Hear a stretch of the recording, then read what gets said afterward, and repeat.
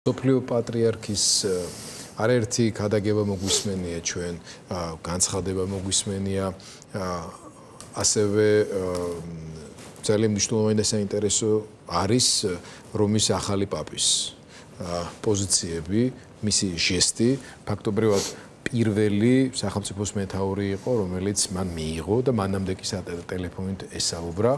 არ იყო ეს დიდად მოულოდნელი, თუმცა ჩვენ არ ვიცნობდით კარგად მის ბიოგრაფიას, მის გამოხმაურებებს, თუმცა შემდეგ როცა ჩაუყევით და გავიგეთ, აღმოჩნდა, რომ რუსეთის მიერ, პუტინის მიერ წამოწყებულ ომთან მიმართებაში ძალიან მკაფიო, მკაცრად კრიტიკული პოზიციები ჰქონდა. რომის ახალ პაპს.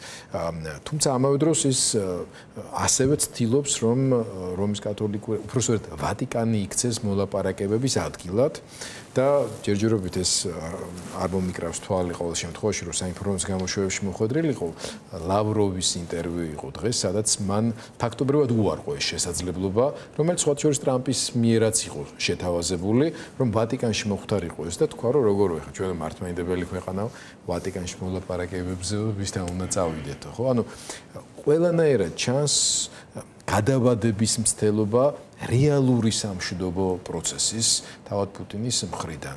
ვერ ვიტყვით, რომ ტრამპი ამაზე ადეკვატურად და ოპერატიულად რეაგირებს, რაც ყველას რა თქმა უნდა გვაღელვებს, ვისურვებდით, რომ გაცილებით უფრო მკაფიო და მკაცრი ყოფილიყო ნაბიჯები,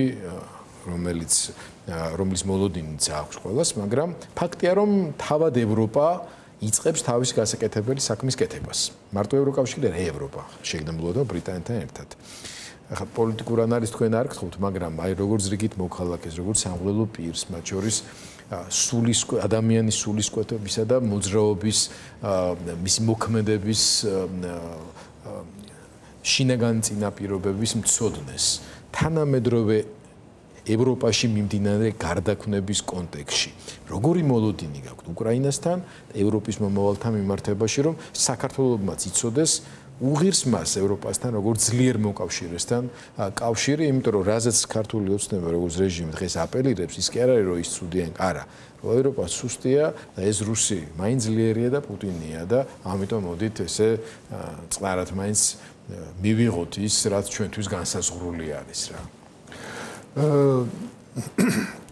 დღევანდელი ევროპა და უფრო დღეიდან ევროპა და მომავალი ევროპა ბევრად უფრო ძლიერი და ბევრად უფრო სამართლიანი იქნება და ბევრად უფრო მზადყოფნი იქნება. ევროპის თუ შეიძლება პრობლემა ითქვას, პრობლემა აღმოჩნდა ის, რომ მან გადაწყვიტა, რომ ყველაფრის მოგვარება შესაძლებელია დიპლომატიით და ომი არ არის საჭირო, მაგრამ შენ რო ომი არ გინდა და შენ რო სისხლის ზღვრა არ გინდა, ეს სრულებითაც არ ნიშნავს იმას, რომ ომისთვის არ უნდა ემზადო, იმიტომ ბოროტი არსებობს და ხედავ ომის მსურველ ქვეყნებს და მოძალადე ქვეყნებს ხედავ და ამიტომ ნაპოლეონს აქვს ნათქვამ, ვინც თავის ჯარს არ აჭმევს, მას სხვისი ჯარისთვის მოუწევსო.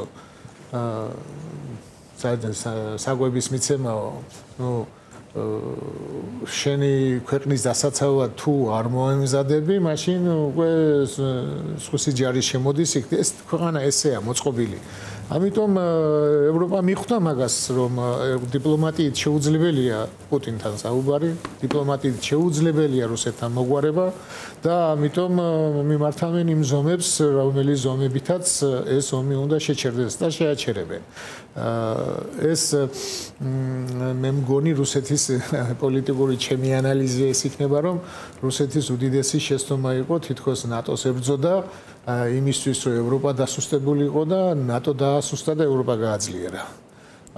ანუ ნატო ის ევროპა ისე ძლიერდება, რომ ნატო არც დაჭირდება, არც რუსეთის წინააღმდეგ დაჭირდება და არც არავის წინააღმდეგ და ამიტომ ეს ის მოქმედებები, რაც მოხდა, თუნდაც ის ნატოს დასუსტება, ნატოს რაღაცა პოზიციებიდან გასვლა, ევროპა გააძლიერა. ხო, პრინციპში ნატო არც დასუსტებულა, ტრამპი დასუსტებაში გულისხმობ, რომ არ აქტიურობს.